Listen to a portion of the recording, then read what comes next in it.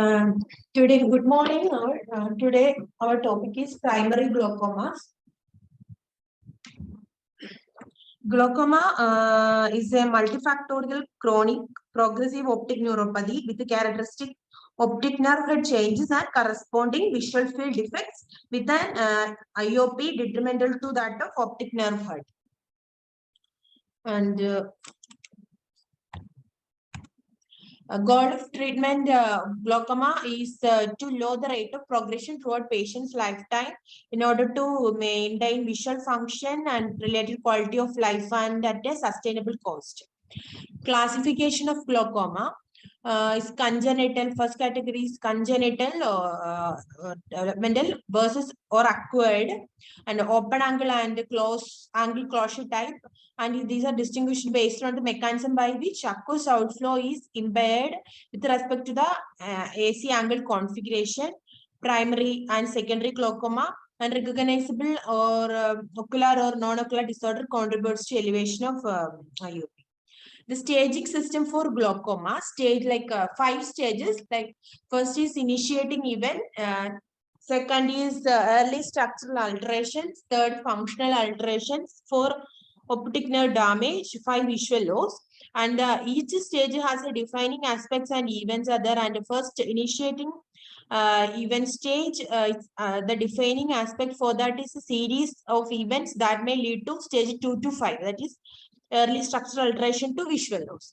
And events are pressure related events like genetic or acquired causes, and pressure independent genetic toxic or acquired susceptibility to apoptosis or ganglion cell death. And early structural alteration, defining aspect is tissue changes, and events, pressure related events are alterations in aqueous outflow system. Pressure independent events are alterations related to ganglion cells or optic nerve head. Example, vascular or structural or physiologic. And the third stage is functional alterations, and defining aspect is physiologic changes. And the events are pressure related event is elevated IOP, and pressure independent event is reduced axonal conduction, vascular perfusion, laminar deformity, and other next stage is optic nerve damage, and the defining aspect is ganglion cell and axon loss, and the events are glaucomatous optic neuropathy. And the fifth stage is visual loss. Defining aspect is progressive loss of visual field, and the defining event is visual field loss. Next, classification of the glaucoma based on the initial events, and this table is from Shields. And first, it's categorized, it's classified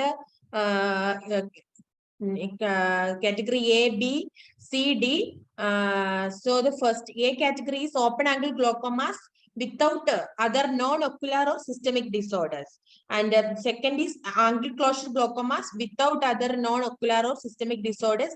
The C is developmental, the childhood glaucomas, and the D category is glaucomas associated with the other ocular and systemic disorder. This is secondary glaucoma classification, and the primary one is first A category, open angle glaucomas without other non-ocular or systemic disorders. The first one is chronic open angle glaucoma, and the second is normal tension glaucoma. And the B category, angle closure glaucomas without other non-ocular or systemic disorders. Under this, first one is pupillary block glaucoma, and second is combined mechanism glaucoma. Third, the C category is childhood glaucomas. Under this, the first one is primary congenital glaucoma, and that is neonatal. It's the onset is less than 1 month. Infantile 1 to 24 months. Late onset is greater than 2 years. And the juvenile open angle glaucoma that is overlap with chronic open angle glaucoma. And third one is associated with the non-acquired ocular anomalies. Fourth is associated with the non-acquired systemic diseases or syndromes. Fifth is associated with the acquired condition. 6 following cataract surgery. D category is glaucomas associated with other ocular and systemic disorders. Under this, all the secondary glaucomas are classified. like glaucomas associated with the disorders of corneal endothelium and disorders with the iris or ciliary body.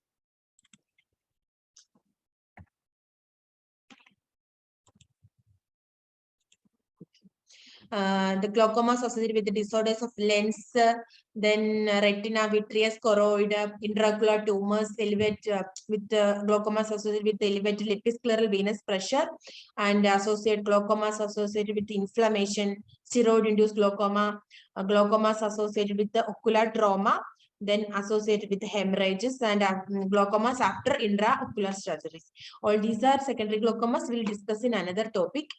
And next is classification of glaucomas based on the mechanisms of outflow obstruction, which is open angle glaucoma mechanisms.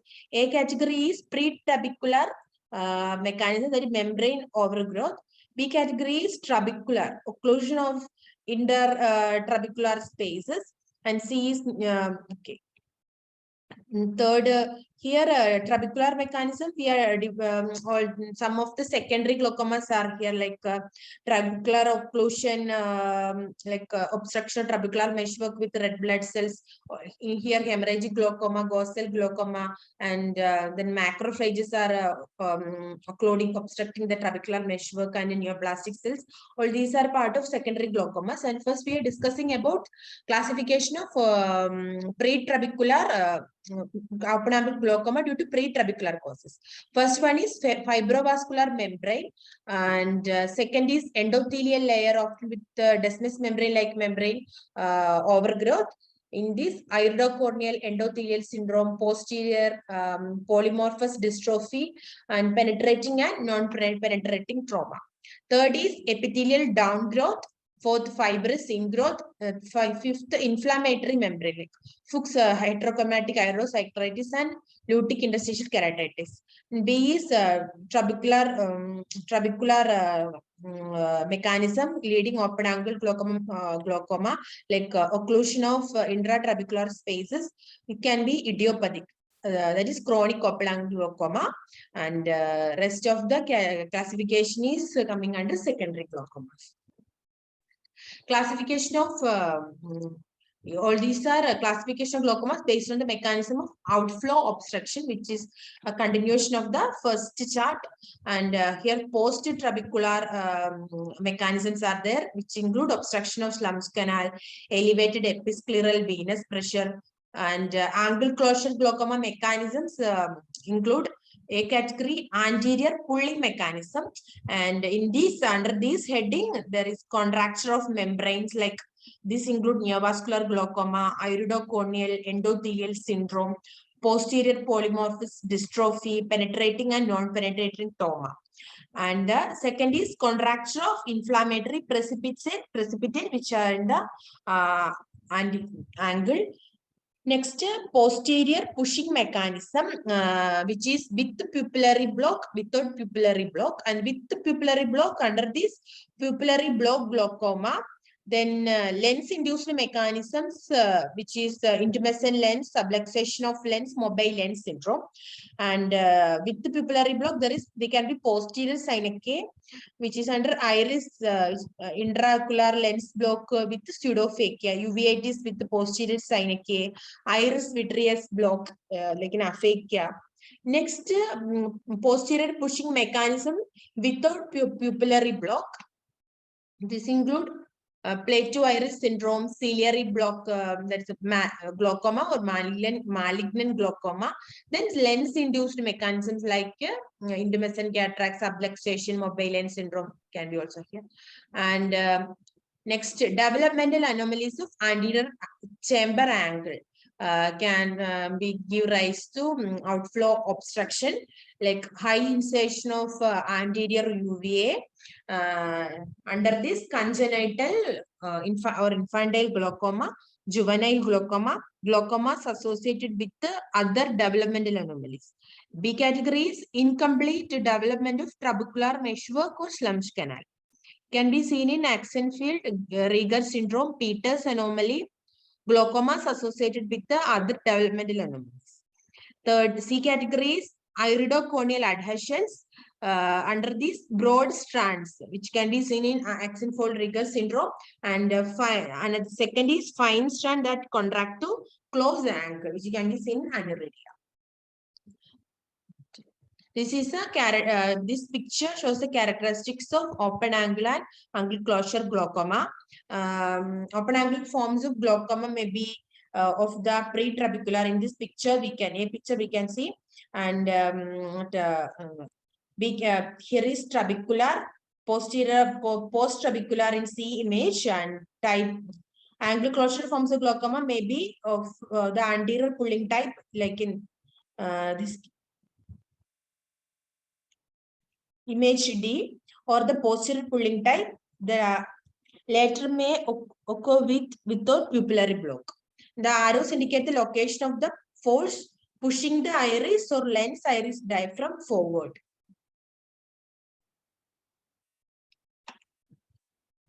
First, next we are discussing about the primary open angle glaucoma. By definition, primary open angle glaucoma is a chronic progressive optic neuropathy of adult onset. It is characterized by retinal nerve fiber layer thinning and glaucomatous optic nerve change, characteristic visual field loss as damage progresses, and an open anterior chamber angle, absence of signs of secondary glaucoma or non-glaucomatous cause for the optic neuropathy. IOP is a key modified risk factor. The definition of primary open angle glaucoma suspect: open angle on gonioscopy without an obvious secondary cause for glaucoma, plus one or more of the following in at least one eye. Which includes IOP consistently more than 21 mmHg by applanation tonometry. Optic disc appearance suggesting glaucomatous damage. Example, diffuse or focal narrowing of or sloping of the disc rim or disc hemorrhage. Next, symmetric appearance of the disc or rim between fellow eyes. Example, cup to disc ratio difference is more than 0.2, suggesting loss of neural tissue. Next, diffuse or localized abnormalities of the retinal nerve fiber layer or ganglion cell complex without another obvious explanation. Next, visual fields suspicious for early glaucomatous damage. Genetic mutation that confers high risk for primary open angle glaucoma.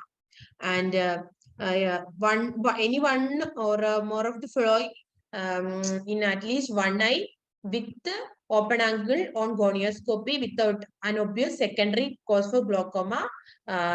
This is the criteria for the definition of the selection of the patient as the primary open angle glaucoma suspect. Primary open angle glaucoma is the most prevalent type of glaucoma in people of European and African ethnic origin. In those older than 70 years of age, the prevalence of POAG has been reported to be approximately 6% in white population, 60% in black population, 3% in Asian population. It affects both genders equally.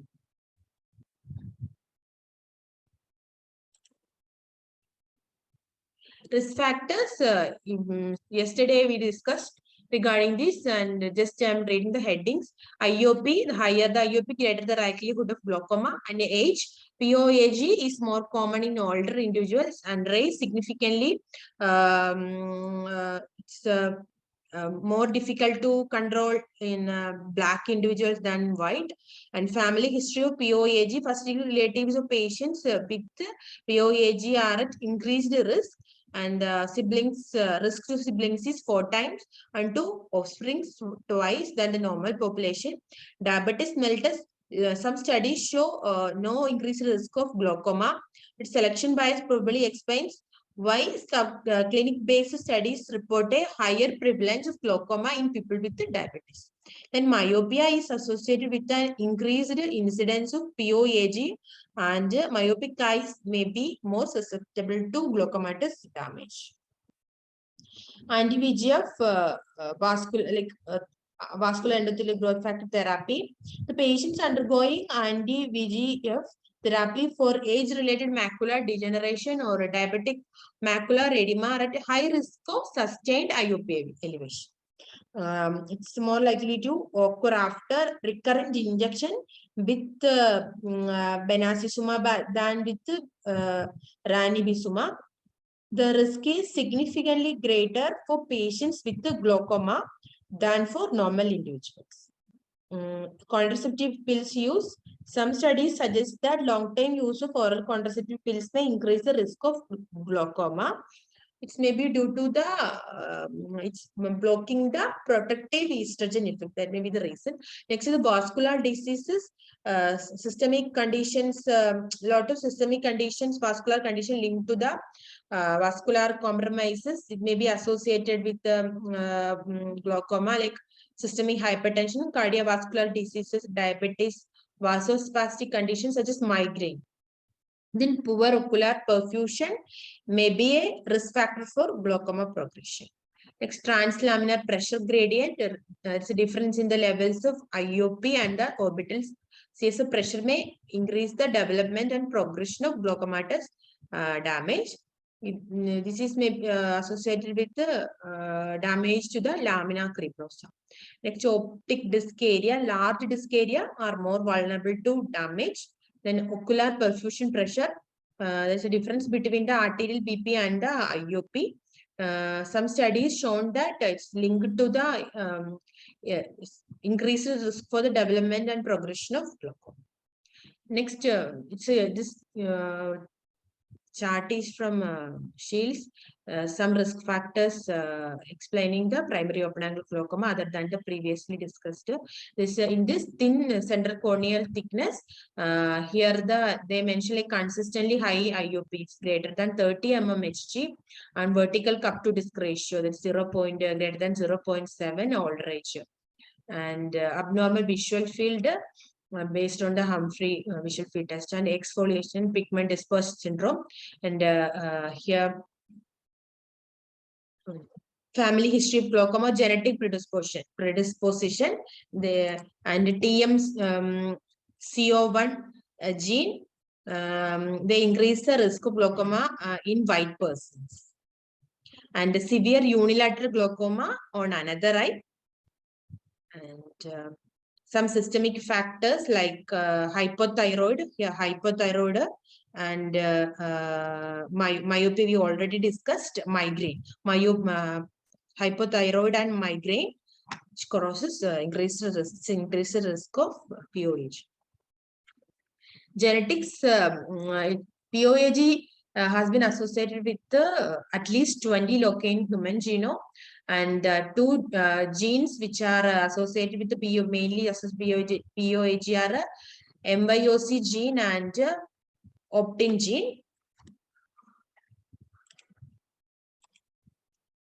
The MYOC gene codes for the protein myocilin that found in the trabecular meshwork, and the optin gene which codes for the optinurine are broadly accepted as causing glaucoma, and the number of different mutations have been described is MYOC gene also.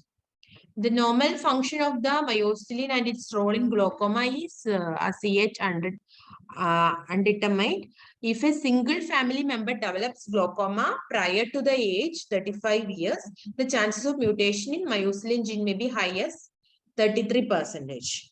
And the genetic investigation of a patient and family may be considered if 3 or more first degree relatives from 2 generations are affected. Pathogenesis of glaucomatous optic neuropathy, and retinal ganglion cell death in glaucoma occurs predominantly through apoptosis, that is programmed cell death, rather than necrosis. The pre-terminal event is calcium ion influx into the cell body and an increase in intracellular nitric oxide. The glutamic metabolism is intrinsically involved. After initial injury, a cascade of events results in astrocytes and glial cell proliferation and alterations in the extracellular matrix of the lamina cribrosa with the subsequent optic nerve head remodeling. The process of glaucomatous damage and the relationship with the IOP and other potential influences still poorly understood. One of the following mechanisms may be involved, like direct mechanical damage to the optic nerve fibers at the optic nerve head as they pass through the lamina cribrosa, or ischemic damage, possibly due to compression of blood vessels supplying the optic nerve head. And common pathway damage, both mechanisms, like above mentioned direct mechanical damage or ischemic damage, both lead to a reduction of exoplasmic flow, which interferes with the delivery of nutrients or removal of metabolic products, deprivation of neuronal growth factors, oxidative injury, and then the initiation of immune-mediated damage. Then screening for the POAG, like universal population screening for glaucoma has not been demonstrated to be cost effective, and current practice restrict case finding to high risk group such as older individuals, those over the age of 40 years with a history of POAG in a close family member, and people of African racial background. Right. And these groups screening tends to be performed sporadically via routes such as commercial optometric eye examinations, which may lead to the relative exclusion of underprivileged economic groups. Population screening with tonometry alone is unsatisfactory, since it will label as normal a significant number of cases with other features of POAG such as cupping and visual field loss. And routine screening eye examination should include visual field assessment as well as tonometry and ophthalmoscopy. Diagnosis. History, you should ask for the history of visual symptoms, but usually absent unless damage is advanced. Sometimes symptomatic central field defects may occur at an early stage in the presence of relatively normal peripheral field. Previous ophthalmic history, specific inquiry should be made about refractive status, as myopia carries an increased risk of POAG and hypermetropia for primary angle closure glaucoma. Causes of secondary glaucoma such as ocular trauma or inflammation, previous eye surgery including refractive surgery, which may affect IOP readings. Next, family history, POAG or related conditions such as ocular hypertension, we have to inquire. Other ocular diseases in family members also we have to ask. Past medical history, asthma, heart failure or heart block, peripheral vascular diseases which are contraindications to the use of beta blockers, head injury, intracranial pathology including stroke, as these conditions may cause optic atrophy or visual field defects. Vasospasm, migraine and Raynaud's phenomena. Diabetes, systemic hypertension and cardiovascular disease may increase the risk of primary open angle glaucoma. Oral contraceptive pills for several years may be associated with an increased risk of glaucoma. Next, questions regarding current medication. Steroids, including skin cream and inhalants. Oral beta blockers may lower IOP. Social history, including smoking and alcohol intake, especially if toxic or nutritional optic neuropathy is suspected. Allergies, particularly to any drugs likely to be used in glaucoma treatment. Example, acetazolamide is contraindicated if the patient is having allergy to sulfonamide. Next is normal tension glaucoma. Normal tension glaucoma, also referred to as low tension or normal pressure glaucoma, usually regarded as a variant of primary open angle glaucoma. The distinction between NTG and POAG is based on an epidemiologically derived range of normal IOP.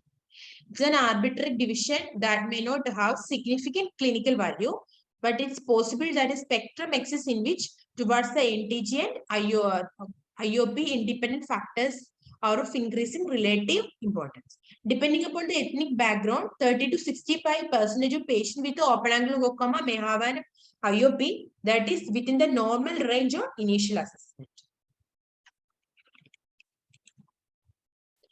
NTG is characterized by IOP consistently equal to or less than 21 mm of Hg on diurnal testing, and signs of optic nerve damage in a characteristic glaucomatous pattern.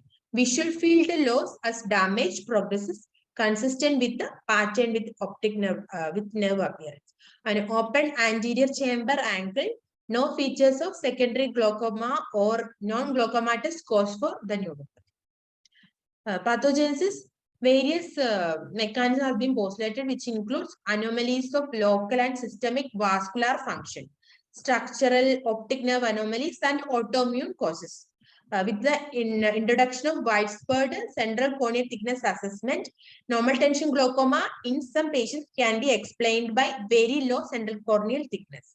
Overall CCT in patients with the NTG is lower than in primary open angle glaucoma.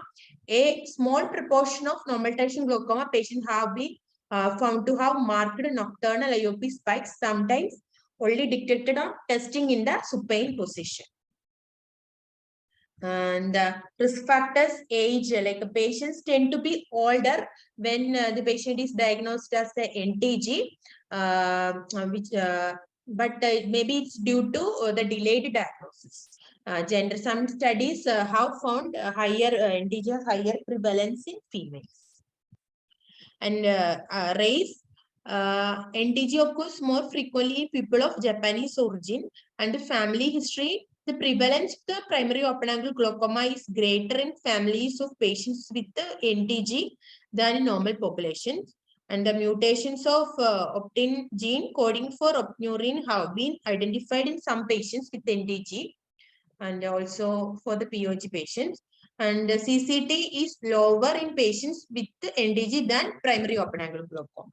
And abnormal vasoregulation like migraine, Raynaud's phenomena, these are found more commonly in NTG than POAG.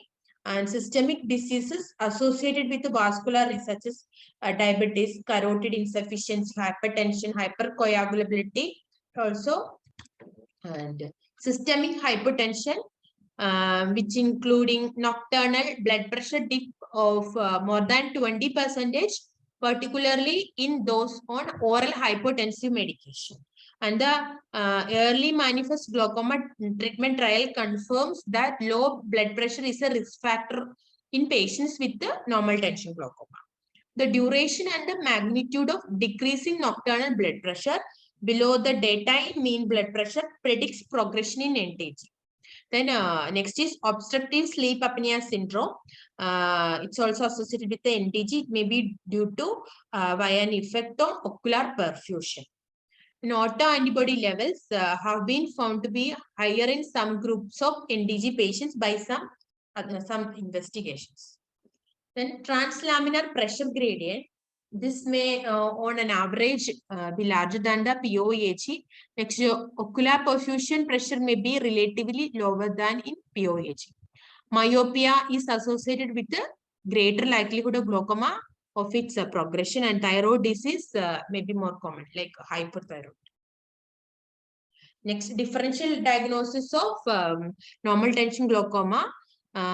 First is angle closure, which is ruled out by darkroom gonioscopy. Then low central corneal thickness leading to underestimation of IOP. It's possibly that thin posterior ocular wall may increase mechanical stress in the region of the lamina cribosa. Our prior refractive surgery and corneal ectasia also lead to falsely low IOP readings. Then POAG presenting with the apparently normal IOP because of the wide diurnal fluctuation. Next, previous episodes of raised IOP may have occurred as a result of ocular trauma, uveitis, or local or systemic steroid therapy. Then masking by systemic treatment such as oral beta blocker commenced just after glaucomatous damage has already been sustained. Next, spontaneously resolved pigmentary glaucoma. The typical examination features of pigmentary glaucoma tend to become less evident with the increasing age. The progressive retinal nerve fiber defects not due to glaucoma, such may occur in myopic degeneration and optic disc drusen. Then congenital disc anomalies simulating glaucomatous cupping, like in case of disc pit or coloboma. Next, neurological lesions causing optic nerve or chiasmal compression can produce visual field defects that may be misinterpreted as glaucomatous, and neuroimaging should be performed in this case. Especially if the patient is age is young. Next, previous anterior ischemic optic neuropathy, if it is particularly secondary to temporal arteritis, may give rise to a disc appearance and visual field defects similar with glaucoma. And non-arteritic AION often occurs in a crowded disc, and the fellow eye should be examined for this. Previous retinal vascular occlusion should also be considered in these cases. And previous acute optic nerve insults such as hypovolemia or septicemia, shock or head injury, we have to rule out all these. And miscellaneous optic neuropathies, including inflammatory, or infiltrative neuropathies and drug-induced pathology, also we have to rule out before labeling it as normal tension glaucoma. In this chart, some acquired conditions like methyl alcohol poisoning, and also differential diagnosis of normal tension glaucoma, and some autosomal dominant optic atrophy like Kejer type is also a differential diagnosis. Okay. Next, clinical features of normal tension glaucoma. History, we have to ask about the history of vascular disorders such as migraine, Raynaud's phenomenon, and we have to ask any insult to the optic nerve perfusion, like in case of shock, is there any episode of hypovolemic shock, head injury or eye injury, headache or other neurological symptoms. And any history of medications with like examined with systemic steroids, beta blockers, you have to ask about all these. And the IOP is usually high in the teens, but maybe rarely be in the low teens. It's a asymmetrical disease. The more damaged disc typically corresponds to the eye with the higher IOP. And the optic nerve head tends to be larger on average in normal tension glaucoma than in primary open angle glaucoma. The pattern of cupping is similar, but acquired optic disc pits and focal nerve fiber layer defects are more common. Peripapillary atrophic changes may be more prevalent, and splinter hemorrhages on the disc margin are more frequent than in POAG and are associated with the more high progression. Those are often missed if the disc is not photographed or examined without magnification. So magnification, we have to look for the magnified photographs. And the disc pallor disproportionate to cupping should prompt a suspicion of an alternate diagnosis. This relative indications to perform neuroimaging evaluation in normal tension glaucoma. Like general indications, if the patient's age is less than 50 years, or new onset or increased severity of headaches are there, if the localizing neurological symptoms other than migraine or neurologic visual abnormalities. And the ocular indications, color vision abnormalities, pallor of the remaining neuroretinal rim, highly asymmetric cupping, lack of disc and visual field correlation, visual field defect respecting the vertical midline. Next, primary angle closure glaucoma. The term angle closure refers to occlusion of the trabecular meshwork by the peripheral iris, obstructing acoustic. Shilpa, Sir. I think we'll have some discussion. Sir.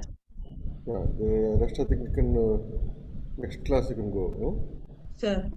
You're given a lot of literature. Sir. I think, Sixta, what do you say? Yes, sir. Actually, a lot of pathogenesis. Actually, we have discussed yesterday that primary open angle glaucoma with the risk factors, as you mentioned, demographic risk factors. has already been discussed, and normal tension glaucoma also have elaboratedly given that history taking is very much important, and what are all the investigations. As a whole, after looking at this presentation, we should come to a conclusion that glaucoma is not a ocular disease. Glaucoma is a systemic disorder, which a lot of systemic factors will have a risk of developing glaucoma. So ocular systemic disorders are hypotension, as you mentioned, vascular, peripheral vascular disorders. All these are actually to say primary open glaucoma and normal glaucoma both are like interchangeable words sometimes, because in our clinical practice we cannot do a phasing or a diurnal variation for a particular patient. As Shilpa mentioned, What is phasing, Sir Krishna? it's like a diurnal variation only, sir. Uh,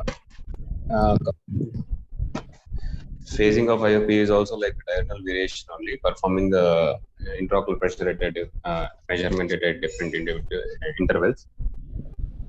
If you do 24 hours, it is diurnal variation. If you do it in a Clinical times. Yes, sir. And nocturnal IOP, as she mentioned, it will be higher, so we cannot mention nocturnal IOP. And in clinical practice, we cannot mention on supine position. As measure on supine position. So it is like somewhat like interchangeable words as when it comes to a clinical practice. But yes, especially the hypotension, low pulse, migraneous attacks, peripheral vascular disorders, these are in favor of normal tension glaucoma. Especially the vascular etiology will be there in the normal tension glaucoma, as we know. So, and previously it thought to be like disc hemorrhages, sir. Splinter disc hemorrhages are a finding for normal tension glaucoma, but we may see in primary open angle glaucoma in any other glaucomas also. But especially it's a sign of progression. Even though the pressures are in target range, but the patient is presented with splinter disc hemorrhage at the disc margin, and it is with the corresponding nerve fiber layer defect, then it's a sign of progression, and we have to look for a systemic cause also, like these fixes. Okay, sir.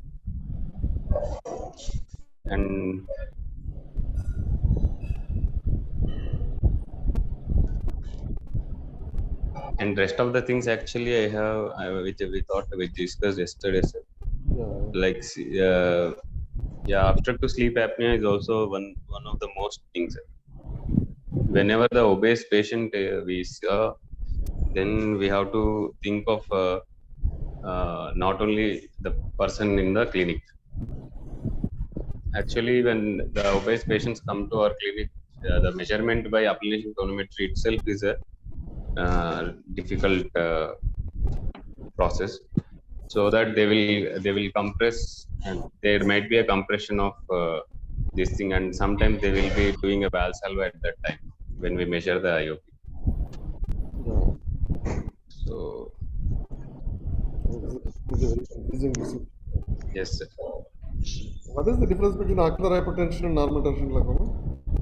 That's actually normal tension glaucoma itself is a glaucoma, sir. Actually, we have a disc findings, we have a corresponding visual field defects, the normal IOP. But in ocular hypertension, we don't have any disc changes or visual field defects. Only the IOP is raised, and it may progress to glaucoma later. But there won't be, when we label it as ocular hypertension, you don't have any glaucomatous disc findings or visual field defects.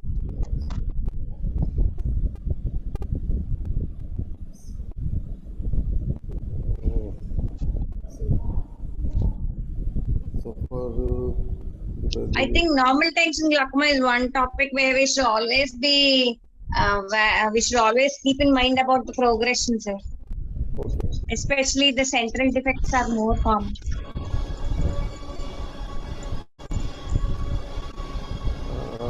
Can we diagnose the normal tertiary glaucoma without diurnal variation?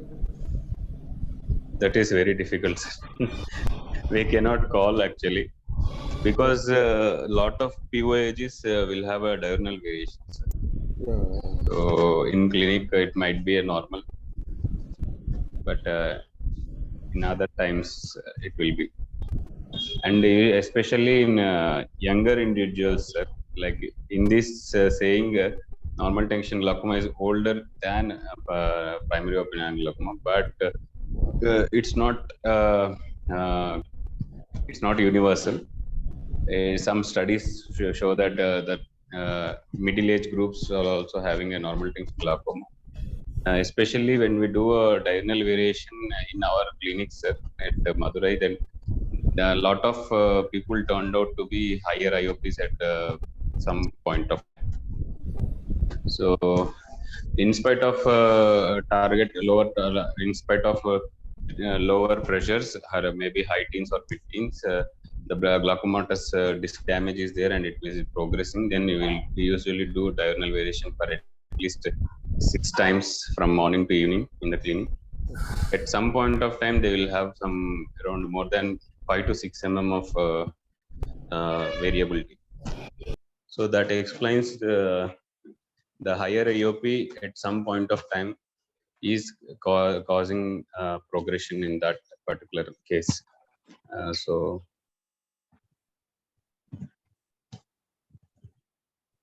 and especially vascular, it might be a episcleral venous pressure rise. It might be a venous disorder or arterial disorders. These are to be looked for.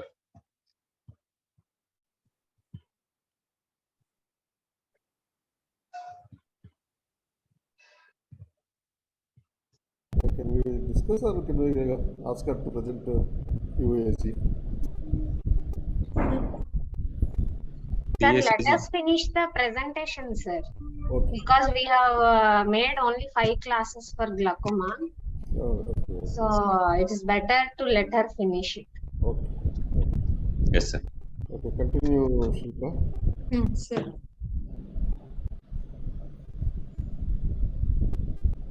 Primary angle closure glaucoma. And the term angle closure refers to the occlusion of the trabecular meshwork by the peripheral iris, obstructing the aqueous outflow. The angle closure can be primary when it occurs in an anatomically predisposed eye, or secondary to another ocular or systemic factors. Primary angle closure glaucoma may be responsible for up to half of the cases of glaucoma globally, and is common in Asia and progresses rapidly and more likely to result in visual loss than pre-POAG. The grading of angle width, this angle width graded by many practitioners simply according to the number of structures visible together with qualifying the comments relating to the width of the iris approach. The angle is usually narrow superiorly, and main aim while evaluating the angle is we have to evaluate the functional status of the angle and the degree of closure and the risk of future closure.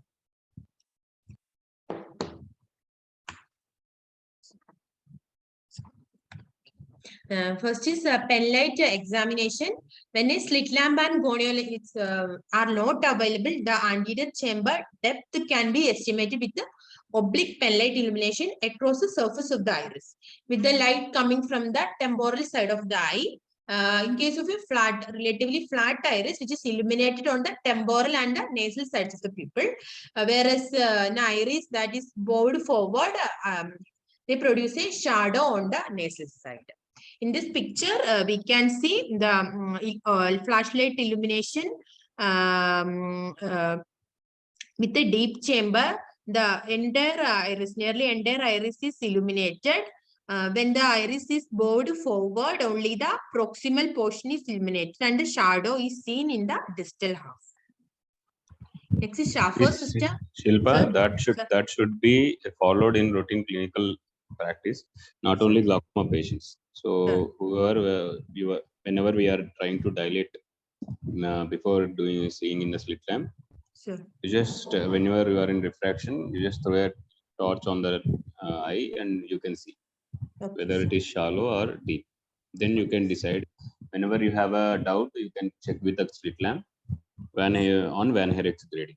Okay, If sir. the Van Herrick's grading is more than or equal to 3, then you can dilate the patient. Okay. Or if it is the less than thing, you definitely have to do this applanation in cornea. Okay, And sir. whenever possible, do it in all cases. Okay, sir. Yeah. Next is Schaffer system. It records the angle in degrees. There is two imaginary lines which is tangential to the inner surface of the trabeculum and the anterior surface of the iris. And the system assigns a numerical grade to each quadrant of the angle. And the grade 4, which is 35 to 45 degree, is the widest angle characteristics of myopia and pseudophakia. The ciliary body can be visualized in this case without tilting the lens. And the grade 3, 25 to 35 degree, is an open angle which the scleral spur is visible. And the grade 2 is a 20 degree. Is an angle in which the trabeculum, but not the trabeculum is visualized, but not the scleral spur. Scleral spur is not seen. And in grade 1, 10 degree, it's a very narrow angle in which only the sharp base line and the maybe the top of the trabeculum can be identified. Grade 0, and here the angle is closed due to iridocorneal contact. And Ski proposed a system based on the extent of anterior chamber angle structures that can be visualized. And then he observed a high risk of angle closure eyes with a grade 3 or 4 and grade 4 angles. Here we can see classification, the wide open angle where the all structures are visible, like and the grade 1 Sky classified grade 1 narrow, grade 2 also narrow, and grade 3 narrow, grade 4 closed.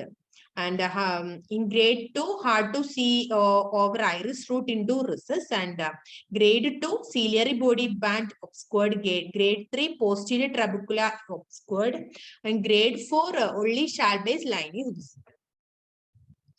And next is Van Herrick's method. This uses a slit lamp alone to estimate the AC angle width. A thin but bright slit beam is set approximately perpendicularly to the corneal surface. Shilpa, while telling the gonioscopy lens, you have to mention about Spaeth's classification, grading also. Spaeth. You mentioned about Schaffer and Scheisse, right? Sir. You have to mention Spaeth also whenever you are doing gonioscopy class. Sir.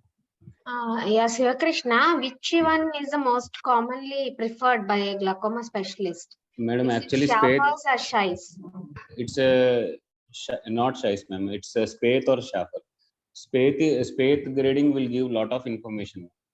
Okay. The flat iris or convex iris, whatever the iris configuration it will give, insertion of the iris it will give, pigmentation of the trabecular meshwork also it will include.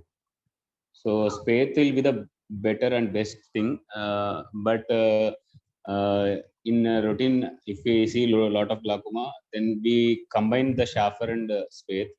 So Schaffer grading will write, and Spaeth including these iris configuration and pigmentation of the trabecular meshwork also we mentioned. So mostly Schaffers in routine will use, but the Spaeth is the best. Spaeth will give a lot of information regarding angle.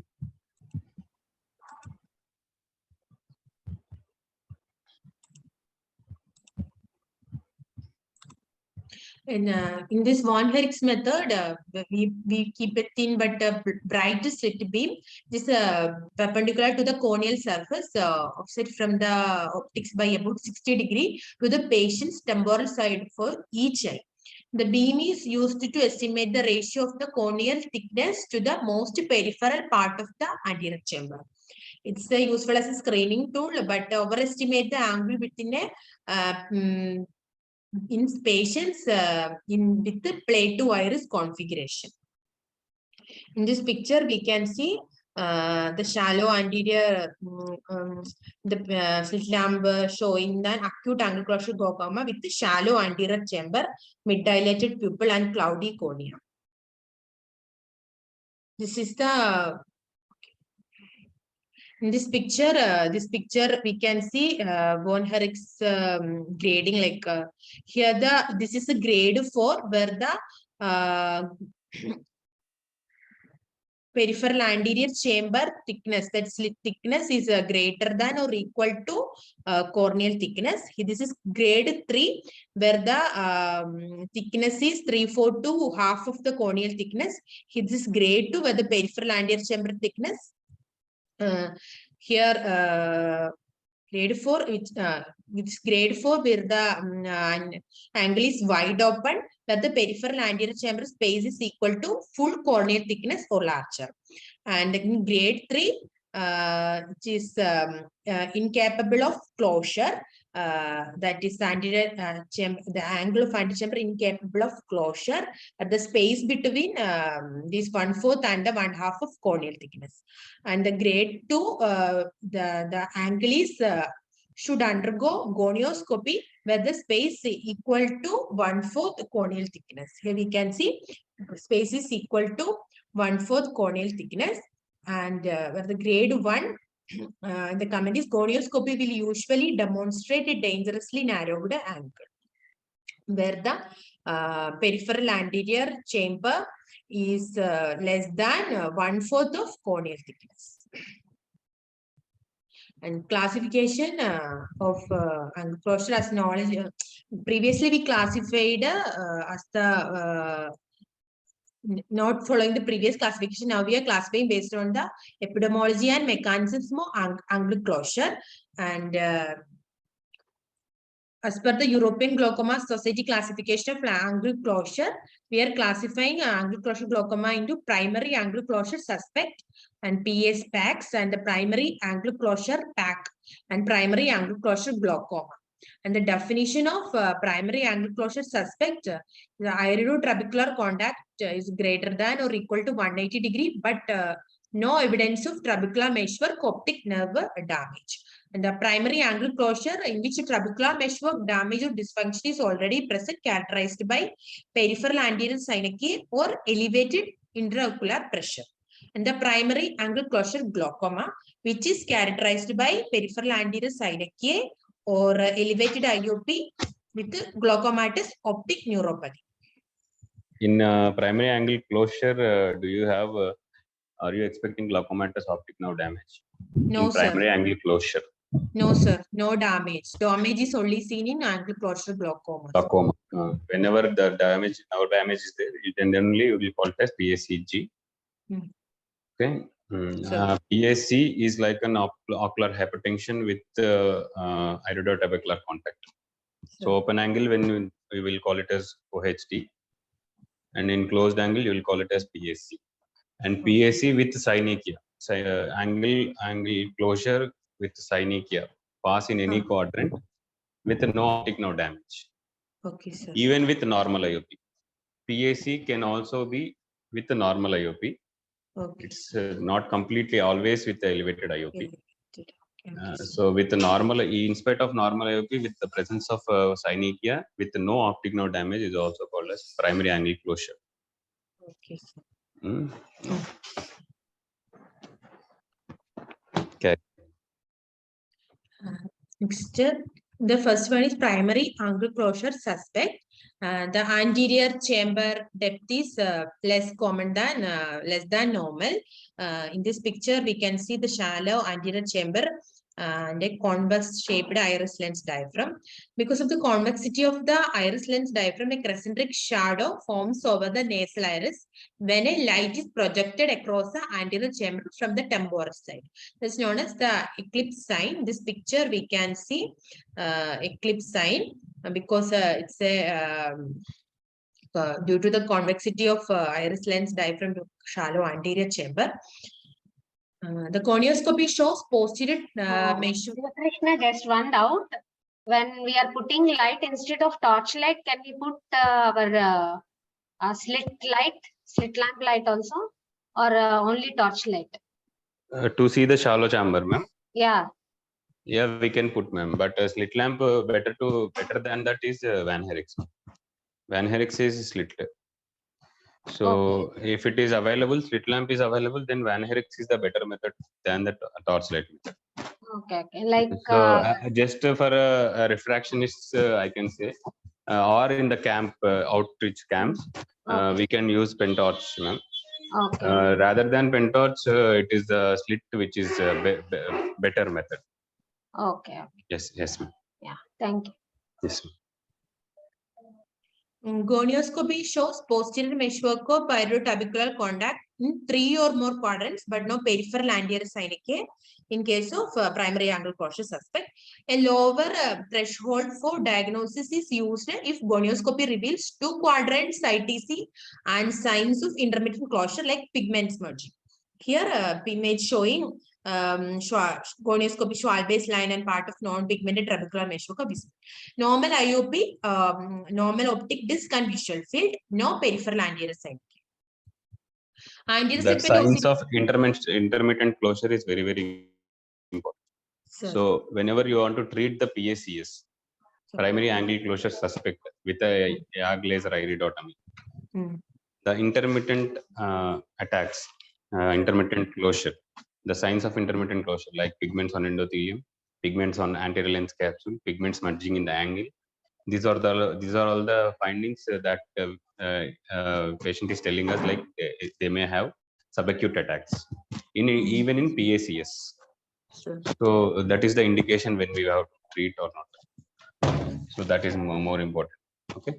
So is there any particular time in a day where these attacks can happen? Yes, ma'am. Mostly, as we know that dimmer light brightness will cause some mid-dial test of people. Then it may happen. So evenings, ma'am, especially, yes. Evenings or a dark room. Okay.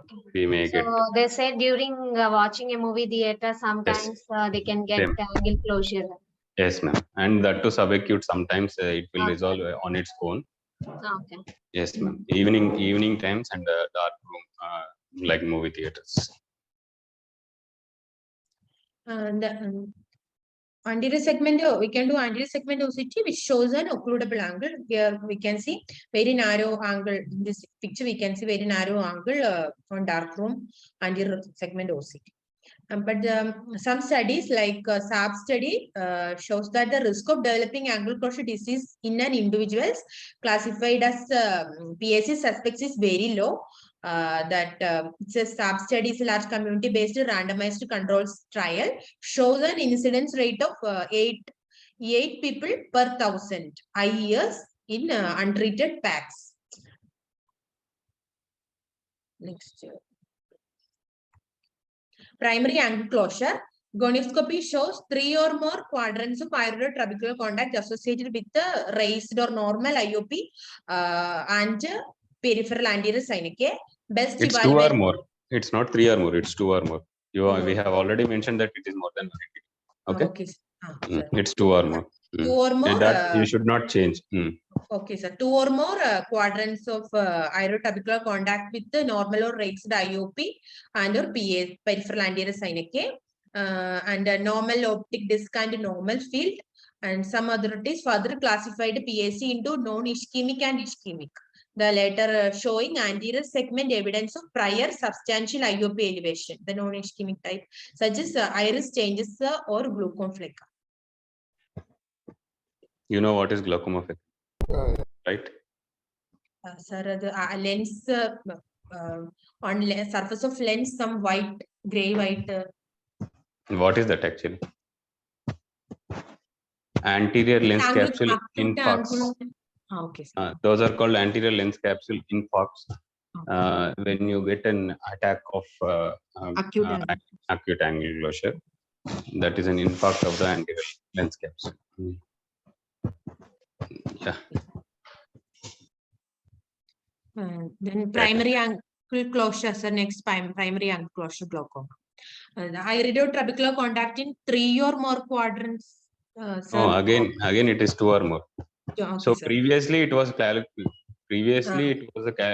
classified as more than 270 degrees of iridotrabecular contact is called as angle closure.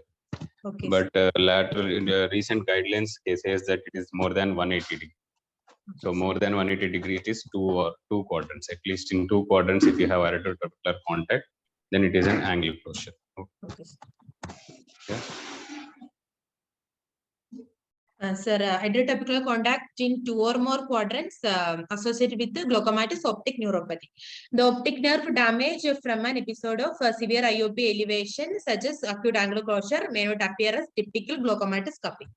And the mechanisms involved in angle closure, it can be categorized according to the anatomical level, anterior to posterior.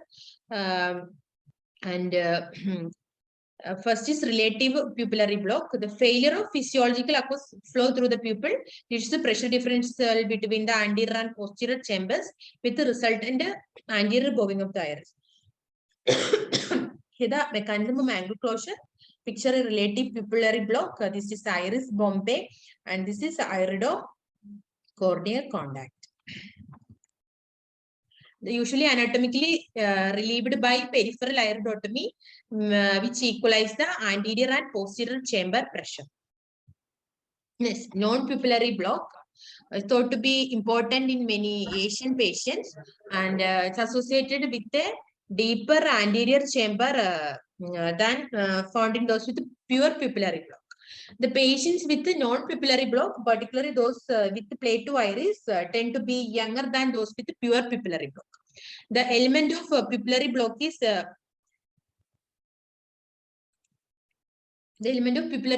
invariably present, but angle closure is not fully relieved by iridotomy. And the term mixed mechanism has been suggested to describe glaucoma in which both significant pupillary block and non-pupillary block mechanisms coexist.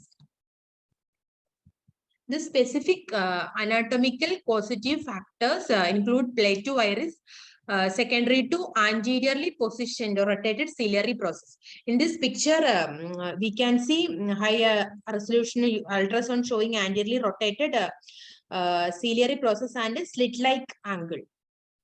And this gonioscopic picture showing chronic closure, then and the thickened or more anteriorly positioned iris we can see. The concept of a thick peripheral iris role has been introduced by some authorities, and thick peripheral iris may be relatively important in Asians. The Plato iris configuration, which is characterized by a flat or only slightly convex central iris plane, and its association with the normal or only slightly shallow central anterior chamber depth. The angle recess is typically very narrow with a sharp backward iris angulation over anteriorly positioned and oriented ciliary processes. A characteristic double hump sign is seen on indentation gonioscopy, the central hump being due to the underlying central line supporting the iris. The peripheral hump resulting from the underlying ciliary process. In this picture, we can see Plato iris configuration. So, double hump sign is very important, Shilpa. sir. It should be seen on indentation only. Without indentation, it cannot be seen. It's just like an angle closure. So with indentation, the double hump you should understand. It's like a tent. So one hump will be there at the mid periphery. Central And then it will be concave. Again, you have a hump at the periphery, most periphery of the iris. So that most periphery of the iris is because of anterior rotation of ciliary process. Ciliary processes. So that you cannot indent. Okay. You cannot indent that ciliary process, so that hump will be remaining like that. And the central concave iris is due to the central concavity is due to the indentation. And the another mid periphery hump is due to the central lens, which you cannot indent again. So that double hump pattern is very important while doing indentation gonioscopy. It should be done in all angle closure suspects or any all closed angles, I can say. So indentation in gonioscopy is a must. Carry So on. how many slides are there? Ma'am, 71. Sir, ma'am, 37. Okay. Primary, How- ma'am. Congenital glaucoma is also there, ma'am. So, Tomorrow. Tomorrow we will continue, sir. Yeah. Yes. Okay, sir. Okay, Shilpa. Huh? okay, sir. Thank you, sir. Bye. Thank you, sir.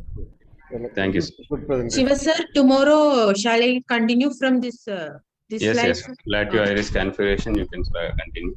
Okay, It's a sir. good presentation, Shilpa. It's Thank you, sir. very elaborative, and you should remember all these findings, whatever you have written.